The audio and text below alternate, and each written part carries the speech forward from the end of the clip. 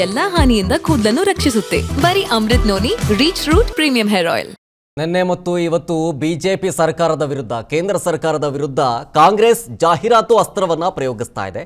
ಈ ಕಾಂಗ್ರೆಸ್ನ ಜಾಹೀರಾತು ಸತ್ಯಕ್ಕೆ ದೂರವಾದವು ಅಂತ ಹೇಳಿ ಬೆಂಗಳೂರಿನಲ್ಲಿ ಮಾಜಿ ಸಿಎಂ ಬಿಎಸ್ವೈ ಹೇಳಿಕೆಯನ್ನ ಕೊಟ್ಟಿದ್ದಾರೆ ಸುದ್ದಿಗೋಷ್ಠಿಯಲ್ಲಿ.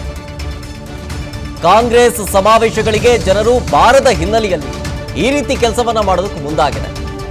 ಜಾಹೀರಾತನ್ನ ಹಾಕುವ ಮೂಲಕ ದಾರಿ ತಪ್ಪಿಸುವ ಕೆಲಸಗಳಾಗ್ತಾ ಇದೆ.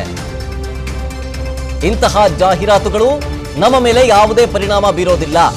ರಾಜ್ಯದಲ್ಲಿ ಕಾಂಗ್ರೆಸ್ ಗೆಲ್ಲುವಂತಹ 5 ಕ್ಷೇತ್ರಗಳನ್ನು ಹೇಳಿ,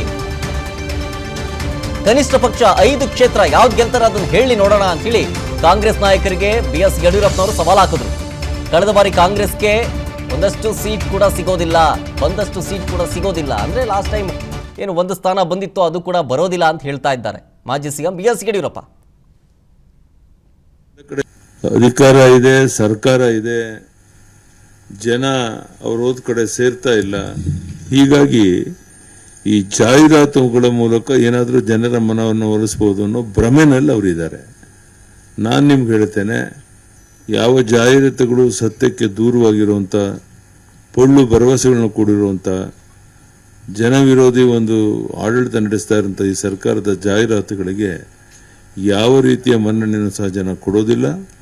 ನಾನು ಈಗ ಹೇಳ್ತಾ ಇಲ್ಲ, ನಾನು ಚುನಾವಣೆ ಆದಮೇಲೆ ಮತ್ತೆ ನೀವು ಸೇರೋಣ, ಅವಾಗ ನಿಮ್ಗೆ ಗೊತ್ತಾಗುತ್ತೆ ಈ ಜಾಹೀರಾತುಗಳು, ಈ ರಾಜಕೀಯ ದೊಂಬರಾಟ ಯಾವ ರೀತಿ ಜನ ತಿರಸ್ಕಾರ ಮಾಡಿದ್ದಾರೆ ಅನ್ನೋದು ನಿಮಗೆ ಗೊತ್ತಾಗುತ್ತೆ.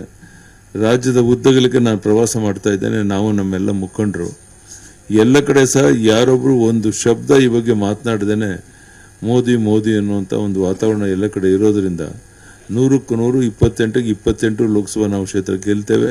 ನನ್ನ ಜೀವನದಲ್ಲಿ ನಾನು ಮಾತ್ರವಲ್ಲ, ನನ್ನ ಕೂದಲು ಕೂಡ ಆಗಿರ್ಬೇಕು ಸ್ಟ್ರಾಂಗ್ ಅಂಡ್ ಸ್ಟೈಲಿಶ್.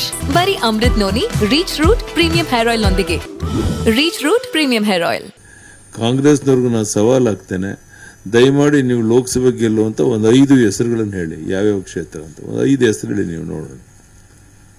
ಅದರಿಂದ ಈ ರಾಜಕೀಯ ದೊಂಬರಾಟದಿಂದ ಜನರ ಮೇಲೆ ಏನು ಪರಿಣಾಮ ಆಗೋದಿಲ್ಲ. ನಿಮಗೆ ಗೊತ್ತಿರಲಿ, ಹೋದ ಸಾರಿ ಲೋಕಸಭೆಯಲ್ಲಿ ಇವ್ರು ಗೆದ್ದಿರೋದೇ 50. ಈ ಸಾರಿ ನಾನು ಹೇಳ್ತೇನೆ, ನೀವು ಆ ಸಂಖ್ಯೆನೂ ದಾಟಕ್ಕೆ ಸಾಧ್ಯ ಇಲ್ಲ.